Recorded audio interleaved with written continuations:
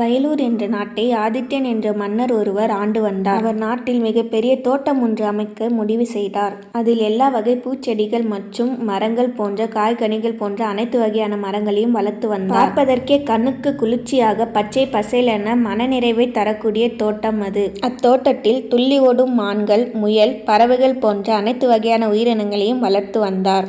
எழில் மிகுந்த அந்த தோட்டத்தின் அழகை கண்டு களிக்க வெளியூர் மற்றும் வெளிநாடுகளில் இருந்து மன்னர்கள், சிற்றரசர்கள், பேரரசர்கள் போன்ற பல்வேறு மக்கள் வருவார்கள். அழகான அந்த தோட்டத்தில் ஓரிடத்தை காணும் போது மட்டும் அனைவரும் முகம் சுளிப்பார்கள். ஏனெனில் அங்கு அந்த தோட்டத்தின் அழகை கெடுக்கக்கூடிய அளவிற்கு ஒரு பழைய ஓலை குடிசை ஒன்று இருந்தது. இருப்பினும் அந்த இடத்தை பற்றி யாருக்குமே மன்னரிடம் கேட்க தைரியம் இல்லை. அந்த குடிசை அந்த தோட்டத்தின் அழகை கெடுக்கிறது என்று பேசிக் கொள்வார்களே தவிர யாரும் மன்னரிடம் மட்டும் சொல்ல மாட்டார்கள். இளந்திரியன் என்ற மன்னன் தோட்டத்தை காண வந்தான். எல்லா இடங்களையும் சுற்றி பார்த்து கொண்டு வரும்பொழுது குடிசையை பார்த்தவுடன் இந்த தோட்டத்தில் இப்படி ஒரு இடம் எடுக்க கண்டிப்பாக ஏதோ ஒரு காரணம் இருக்கும் என்று ஆதித்யனிடம் கேட்டான். உன்னை போன்ற ஒரு தைரியசாலியின் குடிசை இது. நான் 10 ஆண்டுகளுக்கு முன் ஒரு தோட்டம் அமைக்க முடிவு செய்து மந்திரியை அமைத்து இடம் பார்க்க சொன்னேன். இந்த இடத்தை தேர்வு செய்தார்.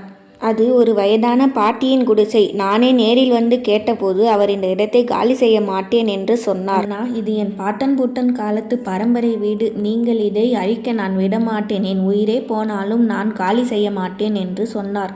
நீங்கள் நினைத்தால் என்னை கொன்றுவிட்டு கூட இந்த இடத்தை கைப்பற்றலாம். நான் இறந்த பிறகும் நீங்கள் இந்த இடத்தை சிதைத்து தோட்டம் உருவாக்கி கொண்டால் கூட என் பரம்பரை குடிசையை அழித்ததற்கு கண்டிப்பாக அந்த தெய்வம் உங்களை தண்டிக்கும் என்று அழுதார். பாட்டியின் கண்ணீரில் பூர்வீக சொத்தை காப்பாற்ற வேண்டும் என்ற எண்ணமும் மன்னரை எதிர்த்து பேசும் மன தைரியத்தையும் பார்த்து வியந்தேன். அவரின் இந்த பாச போராட்டத்தையும் வீரத்தையும் எண்ணி அவளின் அந்த குடிசையை அகற்றாமல் தோட்டம் உருவாக்கினேன். தோட்டம் உருவாக்கிய 3 ஆண்டுகளில் அந்த பாட்டியும் இறந்துவிட்டால். அவருக்கு அடுத்த சன்னதிகளும் இல்லை. இருப்பினும் அந்த பாட்டியின் உணர்வுகளுக்கு மதிப்பளித்து எனக்கு அந்த குடிசையை அகற்ற மனமில்லை. அப்படியே விட்டுவிட்டேன் என்றார் மன்னர். மனிதர்களாகிய நாமும் மற்றவர்களின் மன உணர்வுகளுக்கு மதிப்பளிக்க வேண்டும். பிறர் மனம் புண்படியான செயல்களில் ஈடுபடக்கூடாது. மன்னரின் பெருந்தன்மையான குணத்தை நாமும் வாழ்க்கையில் கடைபிடிக்க வேண்டும்.